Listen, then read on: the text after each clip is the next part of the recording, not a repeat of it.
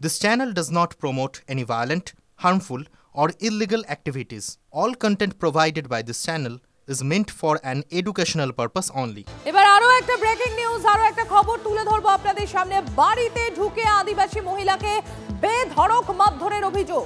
চিৎকার শুনে প্রতিবেশীরা এলে মহিলাকে প্রায় 1.5 কিলোমিটার দূরে জঙ্গলে নিয়ে গিয়ে মারধরের অভিযোগ দুষ্কৃতীদের বিরুদ্ধে। বীরভূমের শিউড়ির ঘটনা।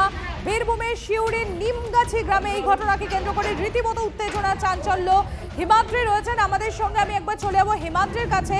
হিমাদ্রি, এ তো ভয়ঙ্কর অভিযোগ। প্রথমে ওই মহিলার বাড়িতে ঢুকে মারধর, শুধু তাই নয়, তারপর প্রতিবেশীরা যখন সেখানে প্রতিবাদ করছে, বাধা দিচ্ছে, তখন মহিলাকে 1.5 কিলোমিটার দূরে টেনে নিয়ে যাওয়া হয়েছে। এখনো পর্যন্ত প্রাথমিক তদন্তে কি কি বিষয় উঠে এসছে, পুলিশ কি বলছে? দেখো, এই ধরনের যে নক্কারজনক ঘটনা ঘটেছে, এই ঘটনায় কিন্তু পুলিশের পক্ষ থেকে এখনো পর্যন্ত কাউকে গ্রেপ্তার করা হয়নি।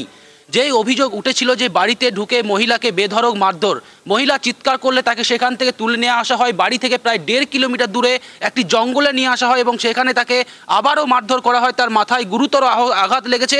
ইতিমধ্যেই তাকে বর্ধমানে স্থানান্তরিত করা হয়েছে। কিন্তু এই ঘটনায় এখনো পর্যন্ত কিন্তু কাউকে গ্রেপ্তার করেনি শিউড়ি থানার পুলিশ। একাধিক জায়গায় খোঁজ চালানো হচ্ছে যে কারা তাদেরকে মারধর করলো। পাশাপাশি গতকাল আমরা দেখলাম হাসপাতালে যখন ওই মহিলাকে নিয়ে আসা হয়েছিল, বিজেপির পক্ষ থেকে একটা অভিযোগ করা হচ্ছিল যে ওই মহিলাকে ধর্ষণ করা হয়েছে। যদিও সেই অভিযোগ পরিবারের পক্ষ থেকে এখনো পর্যন্ত করা হয়নি, বিজেপির পক্ষ থেকে এই অভিযোগও তোলা হচ্ছে।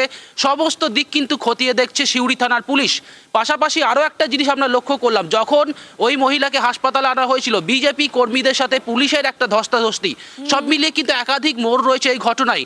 পুলিশ কিন্তু সব মিলিয়ে এখনো পর্যন্ত গ্রেপ্তার করতে পারেনি। পরবর্তী ক্ষেত্রে কাউকে আটক করে কিনা বা কাউকে গ্রেপ্তার করা হয় কিনা এই ঘটনায়, সেটা কিন্তু অবশ্যই নজর থাকবে। হিমাদ্রি, তুমি একটু সঙ্গে থাকো। একটু আগেই আমার সহকর্মী হিমাদ্রি যে বিষয়টা তুলে ধরছিলেন, যে যখন এই মহিলাকে হাসপাতালে নিয়ে যাওয়া হয়, তখন সেখানে স্থানীয় বিজেপি নেতৃত্ব তারা সেখানে পৌঁছন। তারা অভিযোগ করেন যে এই মহিলাকে গণধর্ষণ করা হয়েছে এবং এই বিষয়টি নিয়েই পুলিশের সঙ্গে বচসায় জড়ান বিজেপি কর্মী সমর্থকরা।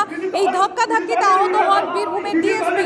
সেই সময়কার ছবি আপনাদের সামনে আমরা তুলে ধরছি।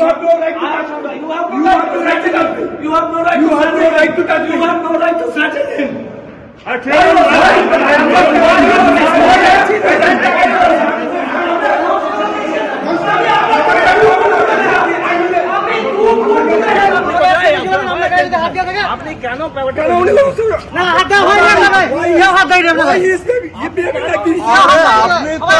তো বিষয়টাকে বাড়িয়ে দিন। আপনি টাচ করেছেন আমাকে, কনস্টেবল বলে দেন আপনি টাচ করেছেন, আপনি টাচ করেছেন, আমি কেন টাচ করব?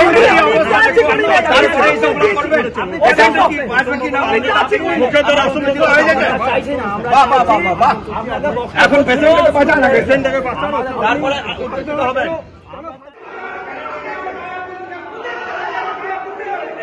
রাজারপুকুর বা নগরীর যে জাংশন স্থল, সেখানে শিউড়ি উপকণ্ঠে একটি আদিবাসী মহিলা এবং তার অবস্থা খুব ভয়াবহ, মারাত্মক খারাপ। আমরা নিজে তাকে দেখেছি, কিন্তু তড়িঘড়ি তার টেস্ট বা আদার্স কিছু না করে police junior doctor just observe করেছে, এক্সামিনও করেনি। অবজার্ভ আর এক্সামিনে ফারাক আছে। যদিও রেপ ভিক্টিমের নাম করা যাবে না, তাই নাম করছি না। তার অবস্থা খুব ভয়াবহ। কোন রকম ডাক্তারকে দিয়ে রেফার করিয়ে তাড়াতাড়ি বর্ধমান মেডিকেলে রেফার করে পুলিশ তার দায়িত্ব পালন করতে যাচ্ছে। পুলিশের ভূমিকাটা এত নির্লজ্জ, যেন কোন রকম তাদের ভূমিকা এখান থেকে ওই ভিকটিমকে তাড়াতাড়ি পাঠিয়ে রেফার করে যেন দোষীদেরকে আড়াল করতে যাচ্ছে।